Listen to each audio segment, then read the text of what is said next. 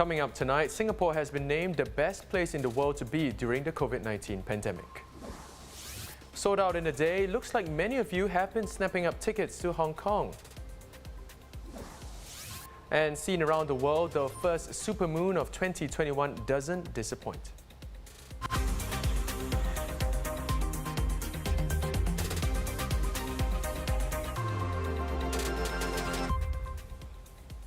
This is the Straits Times Newsnight. Good evening, I'm Dylan Ang. Singapore is the best place to be right now, according to the Bloomberg COVID-19 Resilience Ranking. With vaccine rollout being a decisive factor this year, Singapore has topped the list for the first time since it was launched last November.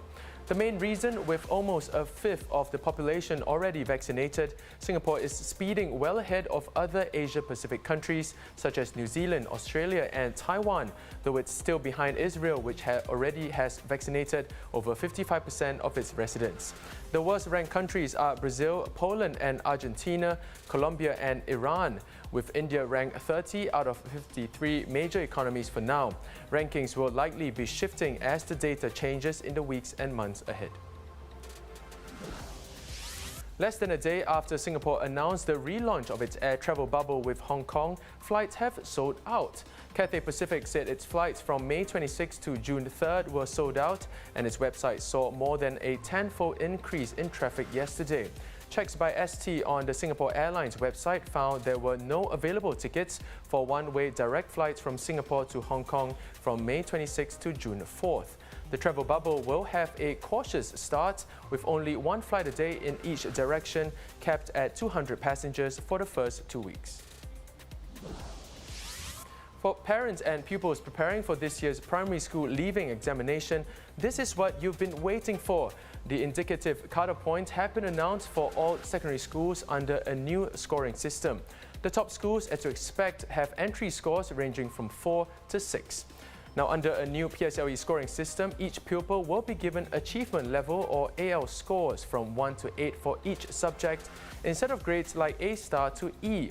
It's meant to be less stressful than the old system, and pupils will not need a perfect score to get into the very best schools. 106 children at Paya Lebar Preschool Superland reported symptoms of gastroenteritis earlier this month. Authorities are investigating the incident, said to have resulted in the hospitalization of a child. All children have since recovered. Veteran actor Terence Chow intends to plead guilty to breaching safe distancing rules at MediaCorp artist Jeffrey Shi's birthday last year. He faces a charge under the COVID-19 Temporary Measures Act for breaching Phase 2 regulations that restricted gatherings to no more than 5. He is said to have allowed 12 guests, including Shi and fellow actor Shane Pao, into his condo unit for the party. A quick look at Singapore's COVID-19 situation. One community case among the 12 new infections here. The remaining 11 were all imported and placed on stay-home notice upon arrival. Now, over in India, these are some of the most haunting images as the country battles a devastating wave of infections. Bodies piling up, crematoriums burning non-stop, families begging for help, the healthcare system collapsing. The official COVID-19 death toll hitting nearly 200,000, with another 323,000 new cases recorded today. The chief of the World Health Organization describing the situation in India as beyond heartbreaking.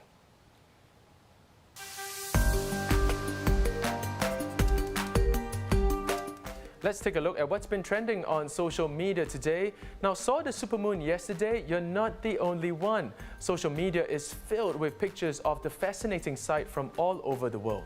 Yes, all over the world, from Stonehenge to New York City to Gardens by the Bay.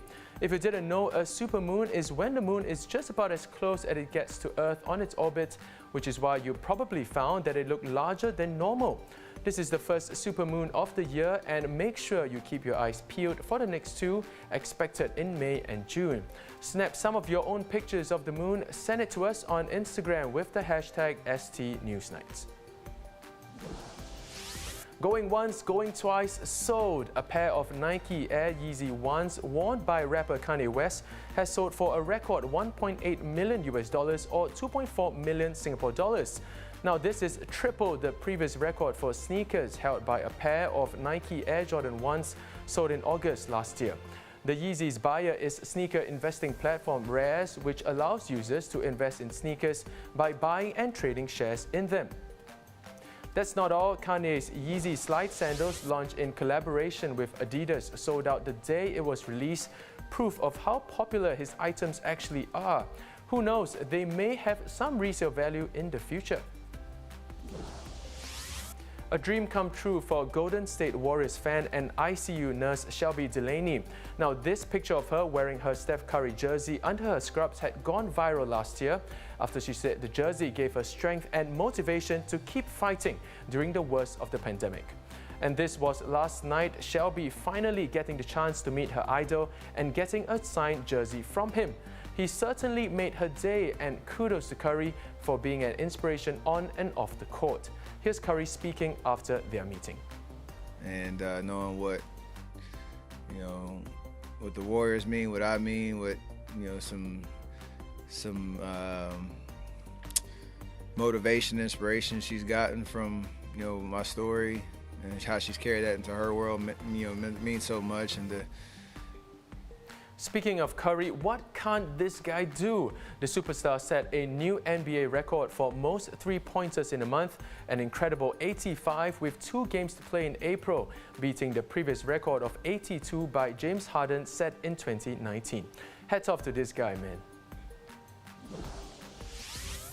In football, the cloud of the collapsed Super League project hangs over this week's Champions League semi-finals, with 3 of the 4 clubs involved among the breakaway 12 that shook European football.